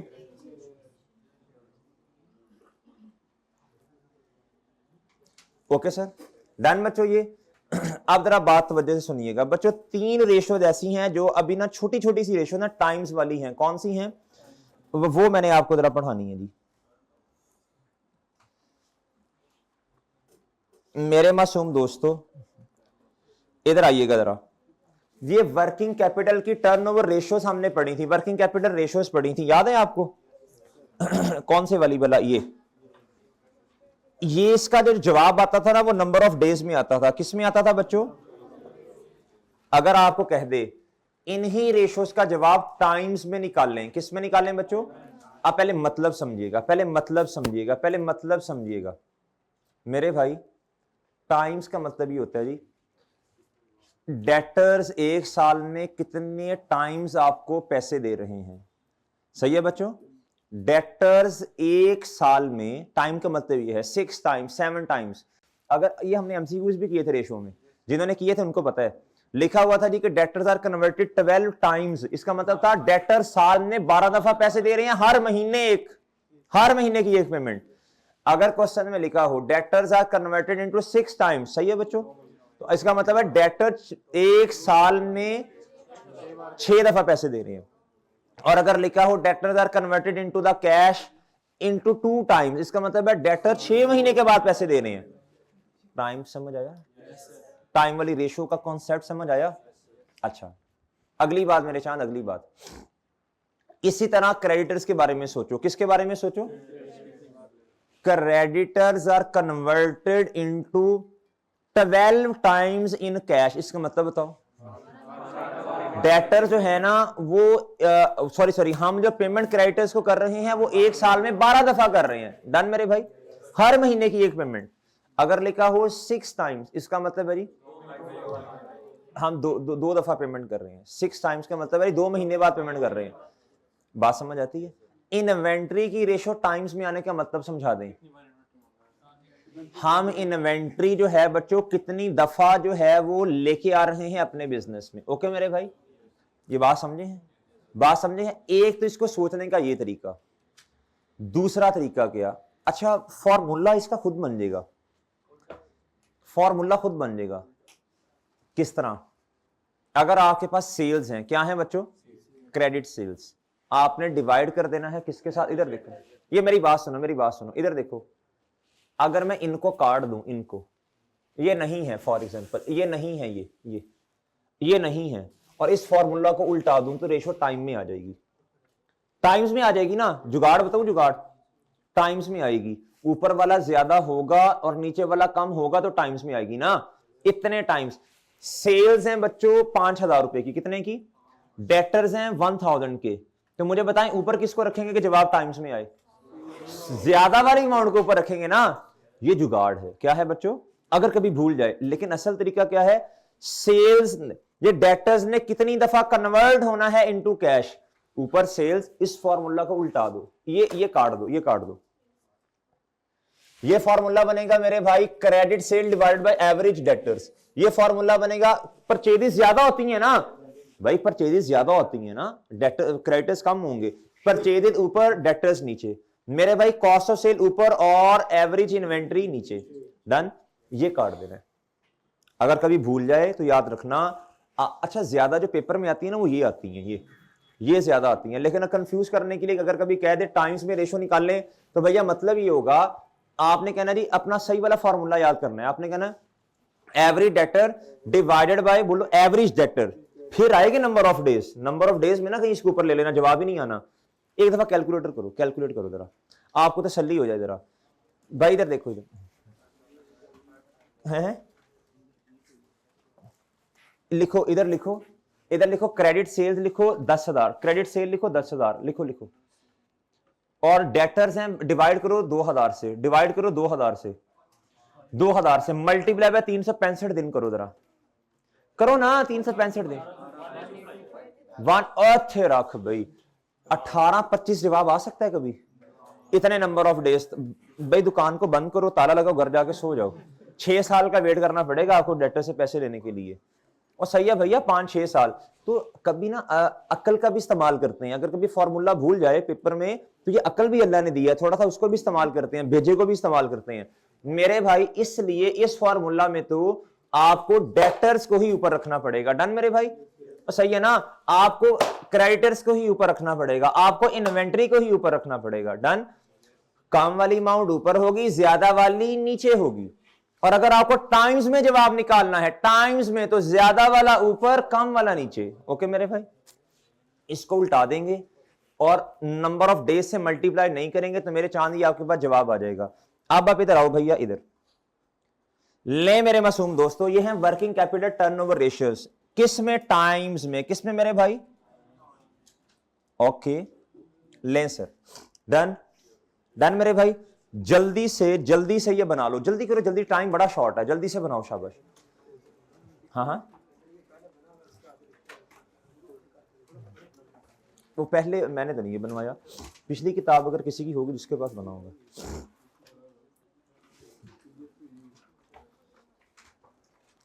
लिख लो भाई, लिख लो। फिर आप लोगों ने पीडीएफ किसने याद रखनी है?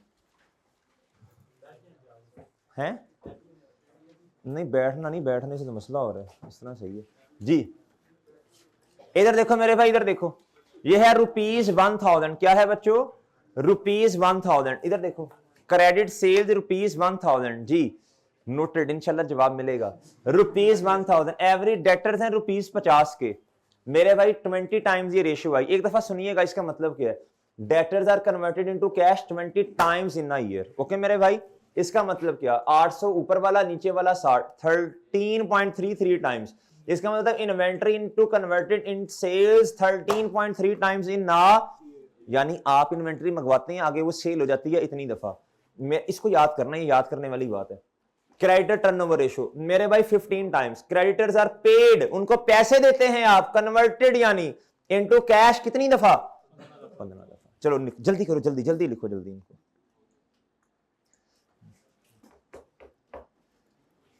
अब बात समझे हो?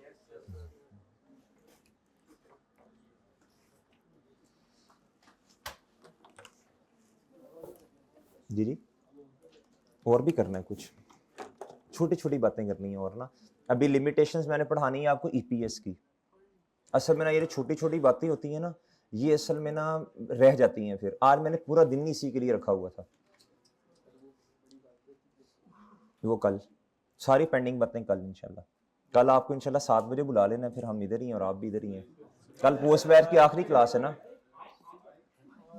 जी जी इंशाल्लाह, कल सारी चीजें इंशाल्लाह, पोस्ट बैच की कल आखिरी क्लास है 7 बजे इंशाल्लाह। जाने का कोई पता नहीं जी।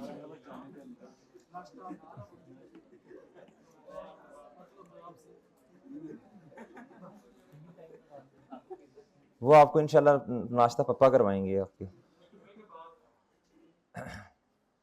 भाई देखो, कल ना थड़थल्ली नहीं मचानी, मैं आपको पहले बता रहा हूँ, तमीज से सुकून से बैठना है। जुम्मा पढ़ेंगे इंशाल्लाह, जुम्मा पढ़ेंगे। आपने जल्दी जाना है? जी जी, इबादत जी इंशाल्लाह हम भी पढ़ेंगे जुम्मा। अच्छा भाई सुन लो, थड़थल्ली नहीं मचानी, कल तसल्ली से मुझे काम करवाने देना, तसल्ली से जो जो चीजें रहती है मैंने सोचना है जाके, सही है जी। जो जो चीजें रहती हैं थरथल्ली नहीं मचानी, ये ना हो कि सेशन में कोई ऐसी चीज रह जाए पेपर में आ जाए, तो तंग नहीं करना मुझे कल जी। आप चलो मैं 7 बजे नहीं बच्चों, 7:45 कर लेते हैं, 7:45 कर लेते हैं। आप 7:45 इंशाल्लाह। उसके बाद भाई आराम सुकून से बैठना है, बहुत सारी चीजें डिस्कस करनी है, रिवीजन प्लान, छोटी छोटी बहुत सारी बातें हैं, अभी मैं लिखूंगा जाके। रिवीजन प्लान डिस्कस करना है, मार्किंग स्कीम डिस्कस करनी है, इंपॉर्टेंट चीजें जो पेपर में आ सकती हैं, एनालिसिस आपको वो देना है जी, इस पे ज्यादा टाइम लगाना, इस पे काम, इसमें से ऐसा सवाल आ सकता है, बहुत काम है करने वाला कल। इसलिए मैंने आज जान छुड़वा ली है छोटी छोटी चीजों से। जी जी, आपकी सर नान की क्लास है ना कल? तो जिनकी नहीं है क्लास वो आ जाओ प्री वाले कल, आपको रिकॉर्डिंग आ जाएगी, मैंने ग्रुप में मैसेज भी करवा दूंगा। वो सर नान की क्लास है ना आपकी कल, तो उन्होंने पहले रखी हुई थी क्लास। सर से मैंने पूछा था आपने क्लास किस दिन रखी है, तो सर ने बताया फ्राइडे। तो मैंने रोने वाली मुझी भेज दी। फिर कहते क्या हुआ भाई? मैंने कहा सर मेरी भी इस दिन क्लास है। कहते भाई मैंने तो बहुत पहले क्या बताया हुआ है। तो आप वो क्लास लें, आपको रिकॉर्डिंग आ जाएगी।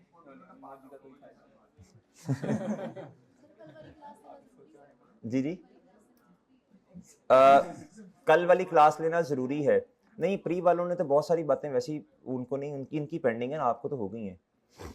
लेकिन कल वाली क्लास यूट्यूब पे आ जाएगी, वो आपने लेनी है। एनपीओ की थ्योरी रहती है ना, अभी आपकी भी रहती है, छोटी छोटी बातें, वो सारी बातें इंशाल्लाह कल होंगी। अच्छा, आपने लिख लिया होगा इतनी देर में, मैंने नहीं टाइम देना। मैं क्या कर रहे हो भाई?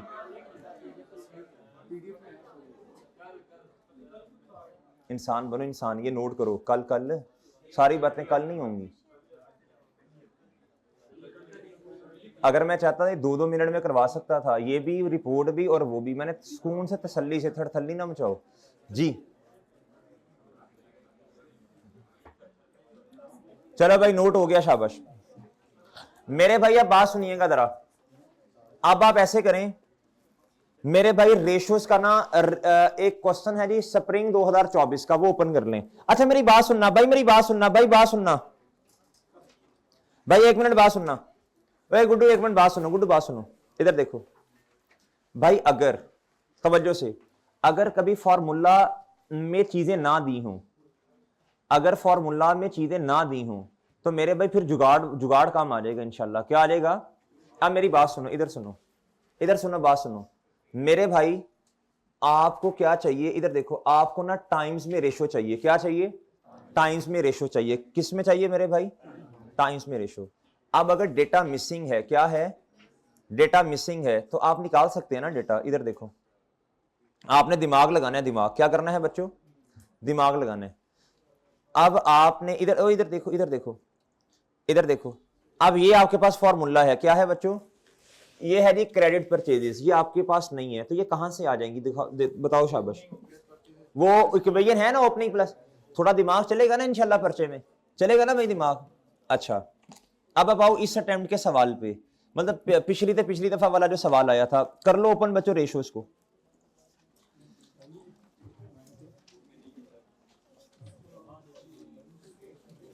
ऐथे रख।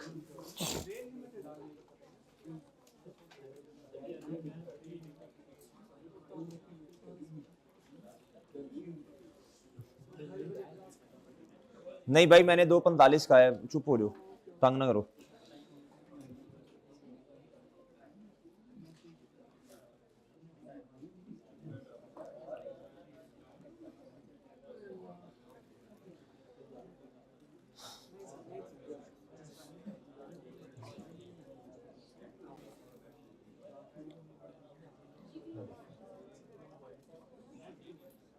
बच्चों क्वेश्चन नंबर 14, क्वेश्चन नंबर 14 बच्चों, क्वेश्चन नंबर 14। ये आप, ये ना किताब में नहीं होगा, जिनके पास पुरानी किताब है। जिनके पास नई वाली किताब में तो होगा ना। इधर देखो, इधर ओ भाई, इधर देखो गुड्डू, इधर देखो। कहता suggest one potential action for each component of the operating cycle to assist DL in decreasing its operating cash cycle. मेरे मासूम दोस्तों, ये 3 नंबर का जवाब तो इसमें से हर बच्चा 3 नंबर लेके जा सकता था। ये तो मुफ्त के मशवरे हैं। आपने अपना ऑपरेटिंग साइकिल कम करना है, बेहतर करना है, मशवरा दो भाई, जल्दी जल्दी जल्दी। आप creditor period usually allowed to customer, आप इस तरह करें, आप इस पे मशवरा देंगे जी अर्ली पेमेंट डिस्काउंट दें और इनसे जल्दी जल्दी पैसे कलेक्ट करें। ओके मेरे भाई। अच्छा, उन डेटर्स के साथ ट्रांजैक्शन ना करें जो डिफॉल्ट कर रहे हैं। मेरे भाई क्रेडिटर के साथ निगोशिएशन करें, उन्हें कहें नहीं हमारा टाइम पीरियड एक्सटेंड कर दें, एक्सटेंडेड टाइम पीरियड। ओके ऐसे ही ना भाई।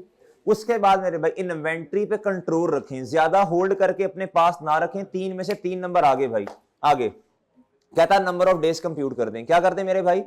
आप बहुत तवज्जो से बात सुननी है। इस क्वेश्चन में जुगाड़ चलना था। क्या चलना था? आपके पास ना रेशियोज जो है ना डेटर की और मेरे भाई क्रेडिटर की, ये आ ही नहीं सकती, ना तो टाइम्स वाले फॉर्मूला से आ सकती हैं, ना ही नंबर ऑफ डेज वाले से। इधर देखें, कहता sale during the year 25% markup on cost. Okay मेरे भाई, अब मेरी बात सुनना। आपको ना जो इन्वेंट्री है उसके लिए रेशो का फॉर्मूला क्या बनेगा? Average inventory divided by cost of sale multiply by बच्चों, मल्टीप्लाई बाय 365 डेज, ऐसे ही है। अच्छा, इस फॉर्मूला से तो नंबर ऑफ डेज नहीं आने, कंफर्म बात है। सोच लो क्यों नहीं आने, सोच लो सोच लो सोच लो सोच लो। क्या इस फॉर्मूला से नंबर ऑफ डेज आ सकते हैं? क्या इस फॉर्मूला से? अच्छा, आपने ना नंबर ऑफ डेज कैलकुलेट करने हैं। क्या करने हैं बच्चों? सोचो सोचो सोचो, सोचना सोचना, इस सवाल में सोचना है मेरे भाई। इन्वेंट्री, इधर देखो, आपके पास फॉर्मूला होता है जी average inventory divided by cost of sale multiply by 365 दिन। मेरे भाई मसला ये है, हाँ इस फॉर्मूला से ये तो आ सकता है, खैर ये आ सकता है, डेटर्स और क्रेडिटर्स नहीं आएंगे। इधर देखो बात सुनो, इससे ये आ सकता है, इधर देखो कॉस्ट ऑफ सेल आ जाएगी, इस फॉर्मूला से आ सकता है, आ सकता है मेरे भाई। 100 मिलियन क्या है बोलो शाबाश? सेल्स। क्या है बच्चों? 100 मिलियन क्या है बच्चों? सेल्स। ओके भाई, आप मुझे बताओ मार्कअप ऑन कॉस्ट इक्वेशन क्या बनेगी? C plus P is equal to S, ऐसे ये इक्वेशन बन जाएगी भाई। ऑन के बाद लफ्ज बताओ।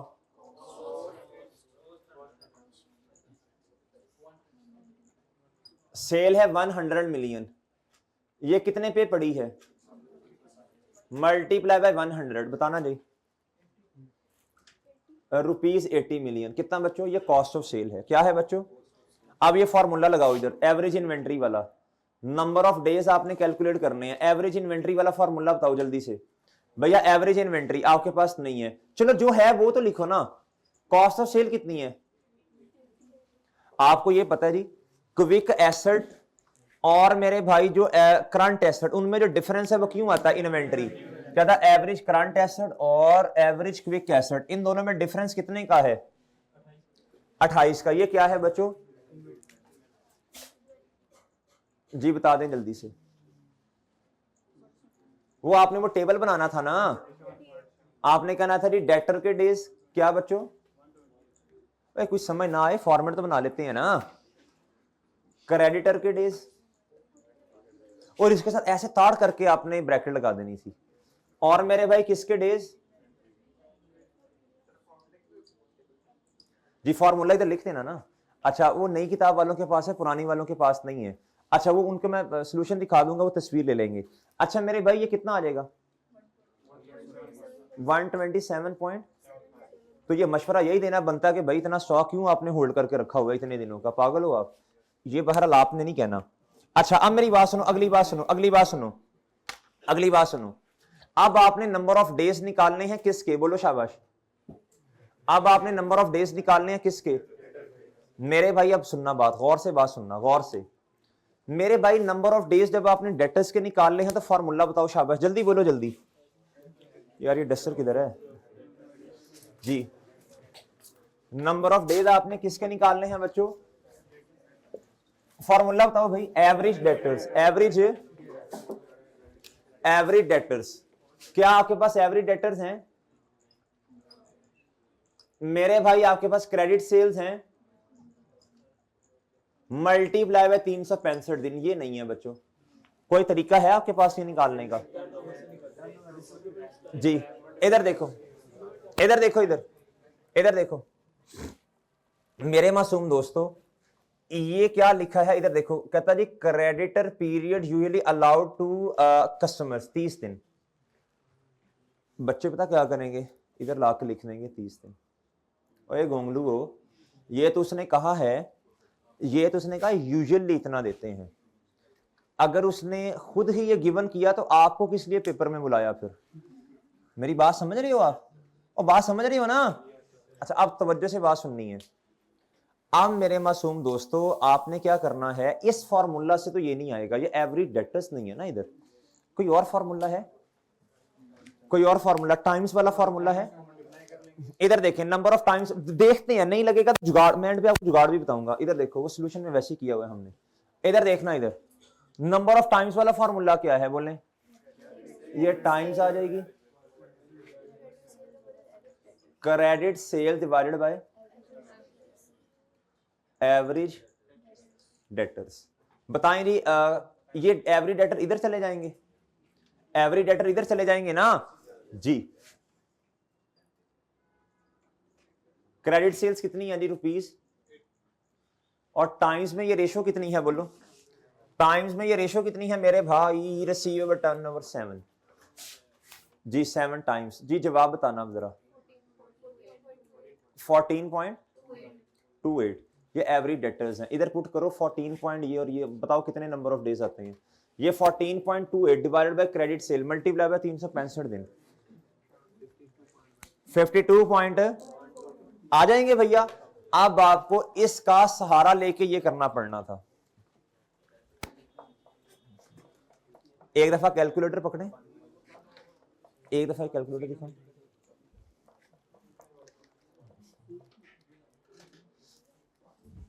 और ये निकाल लिया आपने, ये है फॉर्मूला। क्या है बच्चों? इधर देखो, इधर ये है मेरे भाई क्या? इधर देखो, इधर एवरेज डेटर्स हैं 14.28, इसकी मदद से ही आना था। डिवाइडेड बाय 100 मल्टीप्लाई बाय 365 दिन, कितना आना था? 52.122। अच्छा, अब मेरी बात सुनो, ये आपको मेरे भाई टाइम्स वाली रेशो का सहारा लेके जवाब आना था आपका, ऐसे ही है। अब मैं आपको जुगाड़ बताऊं, अक्ल अल्लाह ने थोड़ी सी दी आपको, अल्हम्दुलिल्लाह अल्लाह ने पूरी अक्ल दी है, हम इस्तेमाल नहीं कर रहे। इधर मेरी बात सुनो, आपने यही देखना है ना कि डेटर्स ने कितनी दफा हमें पैसे दिए हैं। अब ये है कॉन्सेप्ट वाली बात। क्या है ये? वही बच्चा समझेगा जिसके कॉन्सेप्ट ठीक है। ये है जुगाड़। इधर देखो, साल में दिन कितने होते हैं भाई?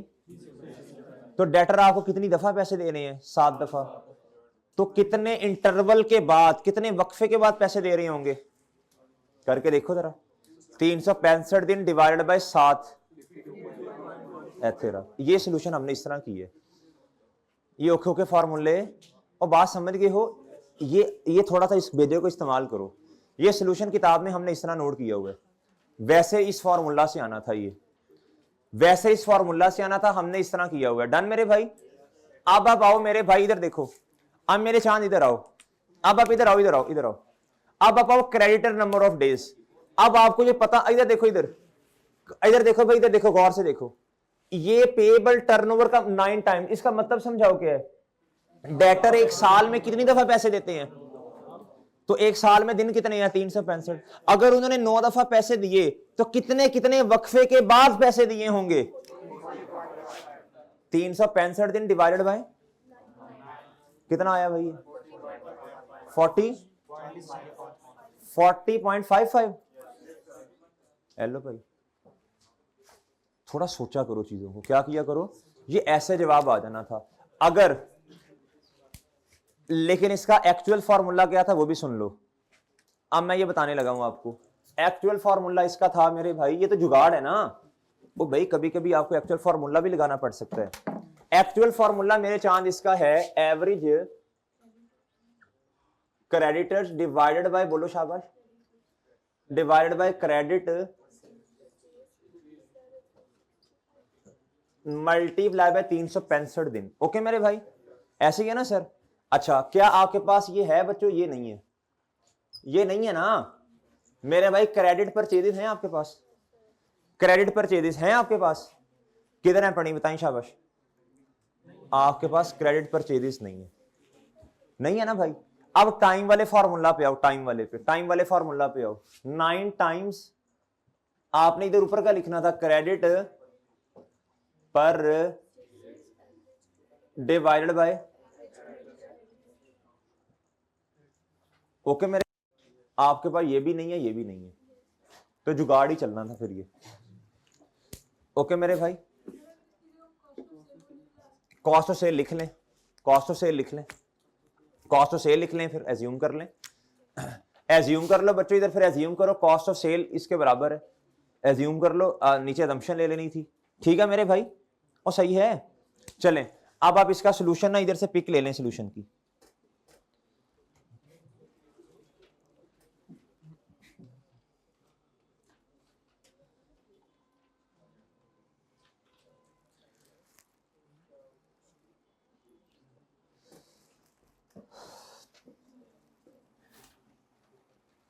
ओहो ये क्या ओपन हो गया है?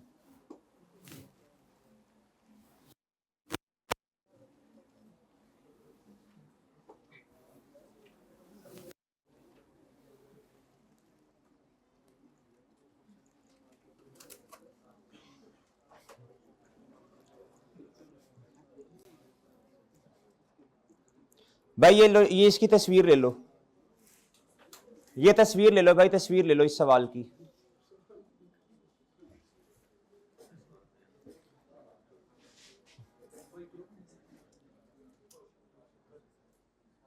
ओके मेरे भाई, डन है सर जी। अच्छा अब आप ना किताब मुझे एक दफा दीजिएगा, बस एक दफा किताब दीजिएगा भाई। अब आप हमने ना भाई इधर बात सुनना, हमने ना एक सवाल किया था जिसमें इंक्रीज डिक्रीज था ना मेरे भाई, जिसमें रेशियो इंक्रीज हो रही है डिक्रीज, उसी तरह का एक क्वेश्चन आपने खुद करना है जी सॉल्व, उसी तरह का एक क्वेश्चन आपने खुद सॉल्व करना है ना, ये आपको बता रहा हूं, बस एक मिनट दें।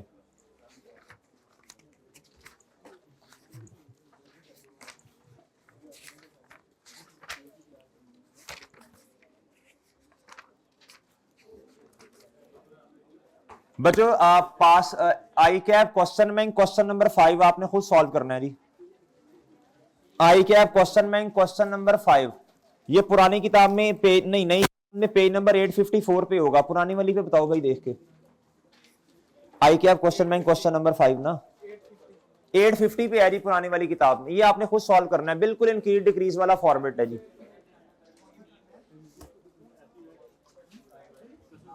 क्या नाम है इसका? एवरी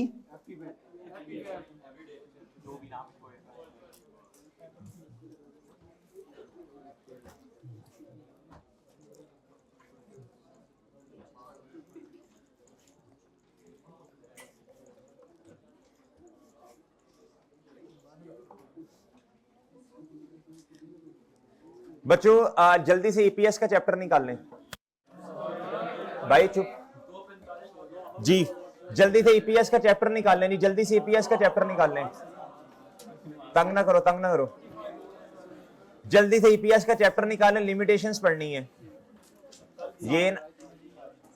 ये ना हो मेरे भाई के पूरा सेशन पढ़ा एंड पे जल्दी जल्दी के चक्कर में अल्लाह ना करे कोई सवाल आ जाए इसमें से, फिर हम देखें जी। पेन जी ईपीएस का चैप्टर जी, लिमिटेशंस निकाल लें जी, लिमिटेशंस। भाई ये चैप्टर ना प्री वालों ये सॉरी आज के दोनों जितने भी 2 पार्ट्स है ना, ये प्री वालों को भी जाएंगे, और कल प्री वाले भी क्लास में आए, ठीक है जी। जिनकी सर अदनान की क्लास नहीं है, जिनकी है वो इंशाल्लाह आपको लिंक दे दिया जाएगा जी मेरे भाई। लिमिटेशन बच्चों, लिमिटेशन ऑफ ईपीएस, अब जिस तरह हमने 558 पुरानी ओल्ड बुक में, नई वाली में देख लेना भाई, आसपास होगा, जितनी जल्दी आप चुप होंगे उतनी जल्दी ये काम हो जाएगा। जल्दी नहीं मैंने करनी, मैंने तसल्ली से पढ़ाना है, तो रोला ना डालो, चुप हो जाओ। अब मेरी बात सुनो इधर मेरे भाई, जिस तरह हमने रेशियोज की लिमिटेशन पढ़ी ना मेरे भाई, इस तरह इधर भी लिमिटेशन है। अब मैं आपको लिंक करवाता हूं, इधर देखो, उधर हमने लिमिटेशन पढ़ी ना, प्रॉफिटेबिलिटी में मसला है, किस में मसला है मेरे चांद? तकरीबन मिलती जुलती बातें ईपीएस में भी हैं। वजह ये जो अर्निंग्स हैं, फॉर्मूला यही है ना, earnings divided by weighted average number of shares. भाई अर्निंग्स का बेसिक पॉइंट तो प्रॉफिट आफ्टर टैक्स ही है ना, हाँ उसमें से इररिडीमेबल प्रेफरेंस शेयर का डिविडेंड वो माइनस करना होता है आपने।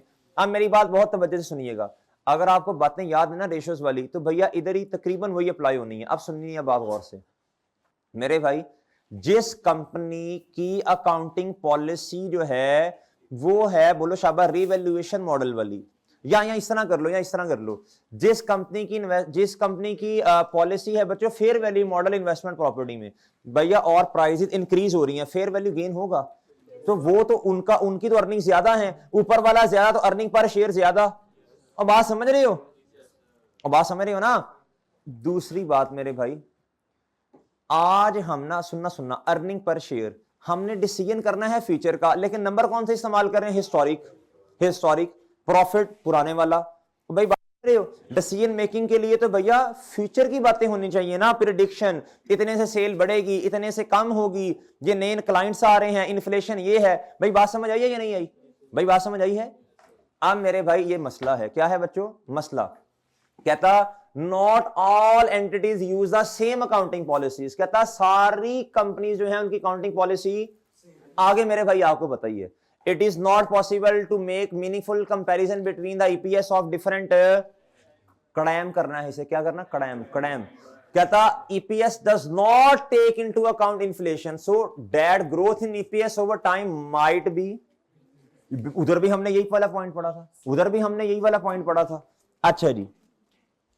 कहता आगे सुनना, बात बड़ी अहम बात होने लगी है, ईपीएस मेजर एंटिटीज प्रॉफिटेबिलिटी, क्या बच्चों, कहता but this is only part of entities overall performance. कहता ईपीएस जो है, कहता ये जो हम ना अर्निंग पर शेयर निकालते हैं, हम प्रॉफिटेबिलिटी की बेसिस पे निकालते हैं, लेकिन कहता देयर इज द पॉसिबिलिटी किसी कंपनी का प्रॉफिट इस साल का इतना अच्छा नहीं है, हालांकि उनकी कैश फ्लो लिक्विडिटी पोजीशन बहुत अच्छी है, कहता गलत नतीजा अखज कर लेंगे आप, क्या कर लेंगे भैया, कहता an entity cash flow can be just as important as its, कहता जितना प्रॉफिट इंपॉर्टेंट है कैश फ्लो भी इतना ही इंपॉर्टेंट है, कहता चेंजेस इन द वैल्यू। अब ठीक है, ये काट दो नीचे, काट दो। हाँ जी, ये वाला पॉइंट मेरे भाई, पहली बात हमने पढ़ी, इसके अंदर बच्चों हिस्टोरिकल चीजें हैं, क्या है बच्चों, डिफरेंट अकाउंटिंग पॉलिसीज हैं, क्या है बच्चों, इन्फ्लेशन का इंपैक्ट नहीं है। अगली बात, ये जो ईपीएस निकलती है प्रॉफिटेबिलिटी की बेसिस में निकलती है, कैश फ्लो का इंपैक्ट इसके अंदर नहीं होता। ओके मेरे भाई, अगली अहम बात, कहता अब मेरी बात सुनना, डाइल्यूटेड ईपीएस के लिए करने लगे, कहता diluted EPS is often describe early warning, के मुहतात हो जाएं, कल को अर्निंग पर शेयर कम हो सकती है, कहता to investor that the return on their investment may fall some time in the, however diluted, अच्छा कहता बता उनको 3 या 4 साल बाद वाली बातें हैं, जब ये बॉन्ड्स जो हैं, जब ये प्रेफरेंस शेयर्स हैं, ये एक्चुअल में कन्वर्ट हो जाएंगे फ्यूचर में 4 साल बाद, 5 साल बाद, कहता बता उनको फ्यूचर की बातें रही हैं, लेकिन कहता नंबर कौन सा इस्तेमाल कर रहे हैं, कहता however diluted EPS is based on current earning not forecast earning, forecast का मतलब होता है फ्यूचर की अर्निंग्स, आवाज समझ रहे हैं जी, this mean it may not be a reliable predictor of the future EPS. Okay मेरे भाई, ओके सर। और नीचे ना उसने ये बात की है, ये आपने पढ़नी नहीं है, एक कॉन्सेप्ट होता है क्रिएटिव अकाउंटिंग, क्या बच्चों, आईएफआरएस का गलत इस्तेमाल करके ना, जिस तरह वो था नहीं, हमने रेवेन्यू एक्सपेंस को कैपिटल बना लिया, कैपिटल को रेवेन्यू बनाया, लोअर एस्टीमेट इस्तेमाल किया डाउटफुल डेट का, बच्चों बात समझे हैं, वो जिस तरह हमने विंडो ड्रेसिंग पढ़ी थी, बच्चों प्री बैच वालों आपको विंडो ड्रेसिंग का लेक्चर ना भाई, इनको ना वो कटवा के ना वो लेक्चर पोस्ट वाला, ये प्री बैच वालों को वो लेक्चर प्रोवाइड कर दें, ठीक है, वो विंडो ड्रेसिंग जिसमें पढ़ाई थी। अच्छा जी मेरे मासूम दोस्तों, इस तरह की टेक्निक इस्तेमाल करके हम लोग जो हैं क्या करते हैं, अपनी अर्निंग्स बढ़ा लेते हैं, जिसकी वजह से उनकी अर्निंग पर शेयर क्या हो जाती है। इसको इन 4-5 पॉइंट्स को क्रैम करना है, सिर्फ कीवर्ड्स को, किसको मेरे भाई, कीवर्ड्स को, सिर्फ किसको बच्चों, कीवर्ड्स को, कर लेंगे इंशाल्लाह, कर लेंगे ना मेरे भाई। अच्छा अब यार क्या हो गया आप लोगों को, रेशियोज का चैप्टर निकाल लें।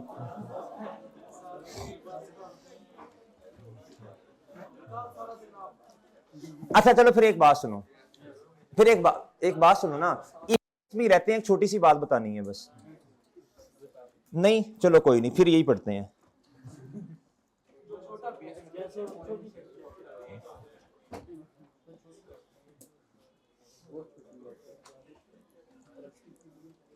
यार वो जल्दी जल्दी में कहीं ठीक है बस, ठीक है ठीक है बच्चों, ये लेक्चर इधर तक। अल्लाह हाफिज।